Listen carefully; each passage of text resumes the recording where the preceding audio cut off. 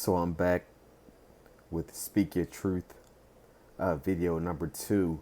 I actually want to respond to a lot of questions. Um, so I've been asked a lot about my experience and in terms of prior to the diagnoses and as I go through treatment. So I thought maybe this is the best way to respond so I can kind of respond to a number of people at one time. Also, quite honestly, this is therapy for me as well. Um, just to express my feelings and share some information that I wouldn't ordinarily share. Um, and that was the purpose of doing this. Um, so I want to thank everyone who actually sent warm wishes. This is new information for a lot of people that have known me, that do know me. Um, and for those who have been around for the journey, I want to continue to thank you and your words of encouragement absolutely helped me through some tough days.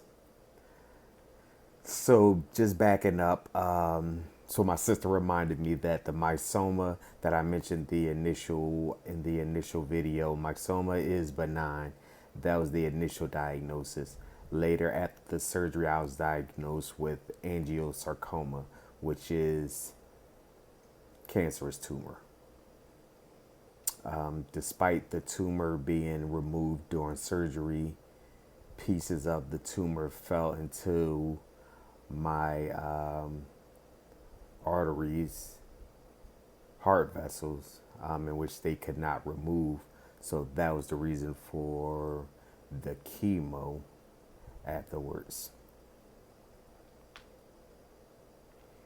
So my experience, to answer a couple of questions that I've had, my experience prior to, there was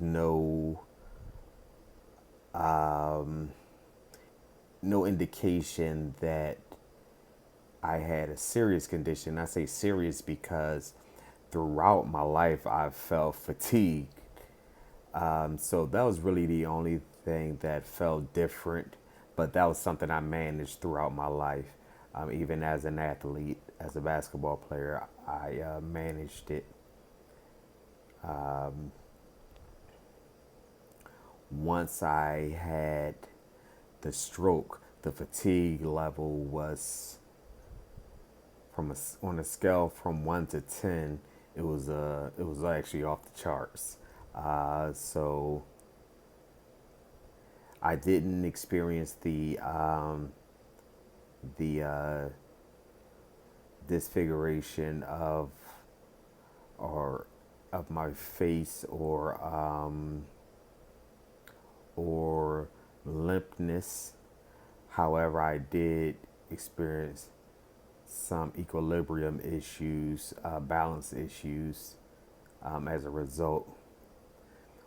Also, up until the first video that I posted, um, I was, I'm pretty much, I'm just getting back to being able to read, really comprehend, process information, and applying it. That was a struggle after the stroke, which occurred in December, the very end of December of 2023. So we are now in August, September, so it took some time. There was no therapy for it. It was more so give it time to heal, was the recommendations, and that's what I did. Continue to try to stay as active as possible, but my normal routines had to change. I was unable to do what I wanted to do in the gym on a consistent basis. Also, my movement slowed down. So those were the side effects that I really experienced from the actual stroke. And prior to the stroke, there was no indications at all. I was literally just coming off a holiday, the holiday break, the holiday actually, Christmas. So it happened maybe 2 days, 3 days after Christmas. So that was a very scary moment, a moment where you feel extremely helpless. You don't know what's going on. So the experience I had with that was extreme dizziness, like the room started spinning. The room that I was in at the time, I'm spinning really intensely. So initially, I was treated for vertigo. That's what I thought maybe had happened. And you feel, the feeling you feel, especially as a male, who especially if you were an athlete or you still consider yourself semi-athlete to try to take care of yourself, you feel like, okay, this can't, like, a stroke can't happen to me. Like, that's not what it can. Like, I was in disbelief when I found out that it was a stroke. However, I do encourage everyone, male, female, to take care of yourself in terms of definitely exercise, because being that I was consistently exercising, I believe that minimized the damage done to me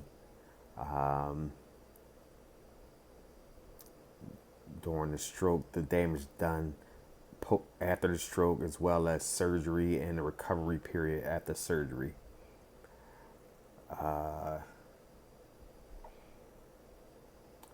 So definitely, get active in that way. There's benefits. You might not see the benefits immediately, whatever it is you're trying to accomplish. You may not see it immediately, but in case you have a life threatening situation, it's going to come into play. And I was absolutely fortunate that the damage was minimal in terms of physical damage.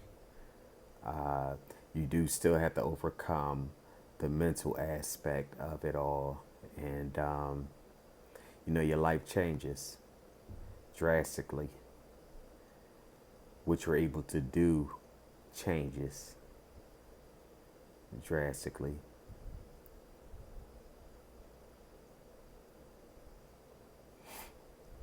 So that was pre-operation.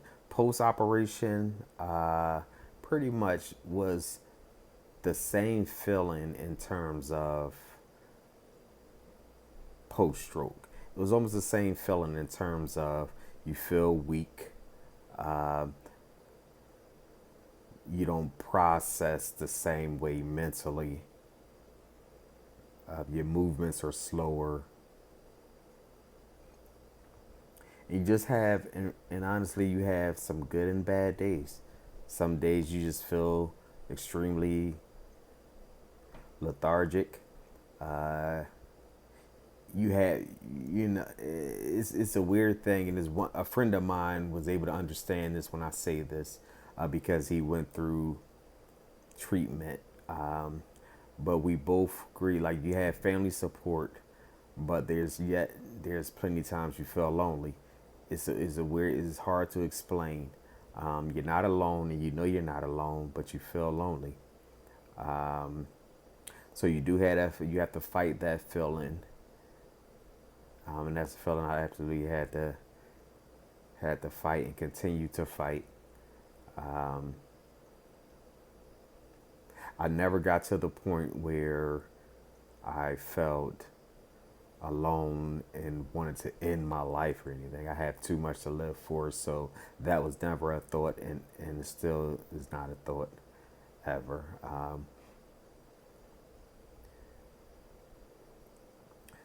but it does. I absolutely can see how a person would begin to think that way and feel that way. Because one thing you do feel is that you like you constantly ask the question of why me, like, and it just doesn't. You never get the answer. It just doesn't make sense. No matter how much you deal with it, it still just doesn't. It doesn't make sense to you. No matter how well you deal with it, it still doesn't make sense to you. And again, I've been fortunate enough to not look the way I feel. So when others have seen me, it's like, oh, he's okay. When the reality is, nah, you're not really okay.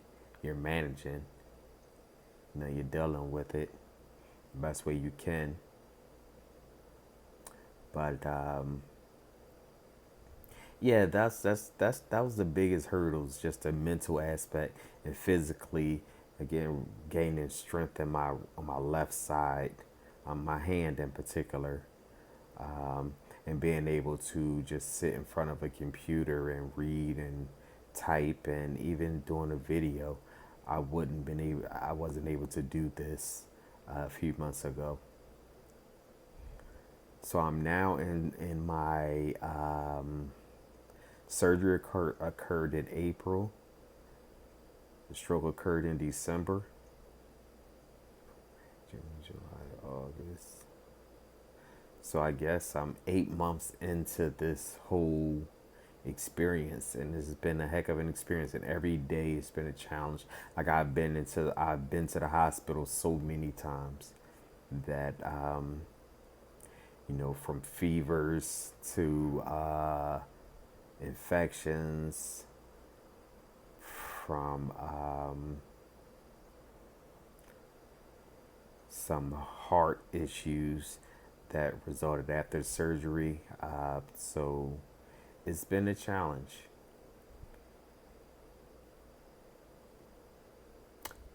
So yeah, so some days are just better than others. Some days you don't have the energy to talk or type, and then other days are a little better where you can manage, you can do it, but you can't do it for a long period of time. You know, but so I think I answered the questions, the first round of questions. So again, it's called angiosarcoma. It's very rare. The doctors say typically it occurs on people typically get it on their skin, but mine was on my heart.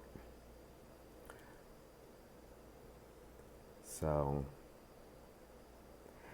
there we have it, and the journey continues. And I encourage anyone who's going through or have a loved one that's going through it, just be supportive. You don't, I'm gonna tell you something that can become frustrating, and it's a word that people often use. Obviously, they have great intentions, but when someone constantly says, "I'm sorry" to you, you've heard it so many times from the doctors to the nurses to just family, friends. It becomes that word becomes a trigger. It becomes frustrating because the way we look at it, and I say we meaning us is going through the situations. It's like, well, you know, sorry doesn't change anything. You know, although we know that the individuals are trying not to be insensitive, so that's why they say it. But however, um, so I'm saying this to say, just if you have a loved one or you're going through it, just stay strong. Make sure you have, if possible, you have a support system. Um, you do run into situations where that I personally believe that some people just it's too much for them, so or they think it's too much for them, so they kind of bow out. Then you have others that's your prayer warriors and those that's going to stick through it with you, and they're going to go through the journey and the process with you. If you have those people in your life, then just communicate with them. And for those people who are supporting someone that's going through these type of challenges, just be supportive. You don't have to pretend that you know what's going on. It's okay. And I've had this to happen where people have said, I don't even know what to say to you, and that's okay. It's okay to say that. I don't know what to say to you. That's fine. That's fine to feel that way. um, It's not a normal. It's not a normal. It shouldn't be. Although cancer appears to be normal, but I was about to say it's not a normal thing, but and it shouldn't be. But it obviously is occurring more and more, and it has, and it doesn't discriminate the age, race, or gender. So the chances are that individuals are going to experience one way or another, whether it's themselves or their loved ones. So just be supportive. Just support as much as you can. Try to help them eliminate as much stress as you can, and just be there for them in the way they need you to be, not in the way that you want to be, but in the way that the person needs you to be.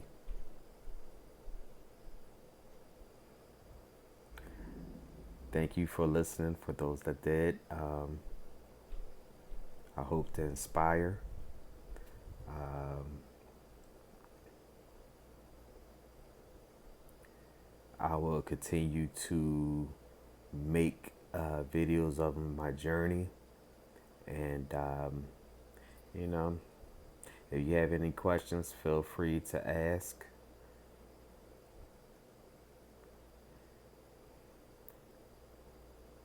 If you have a video to post about yourself or your loved one or whatever it may be, it just so happened that my story right now has to do with cancer, but your story may not be that. Your story may be just life, just life. Because I have a lot of stories now. It just so happened I've chosen to just speak on this because that's what's been really going on for 8 months now. Well, I had surgery in April, so April, May, June, July, August, about 5 months in terms of the recovery.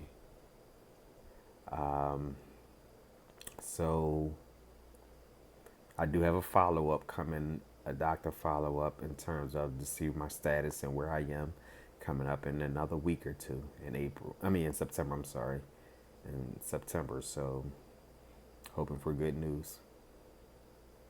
So I hope I answered the questions of those that did text me directly and ask a few questions. Um, it's kind of easier for me to do it this way than to text the same thing over and over. All right, I love you all. Thank you. Take care.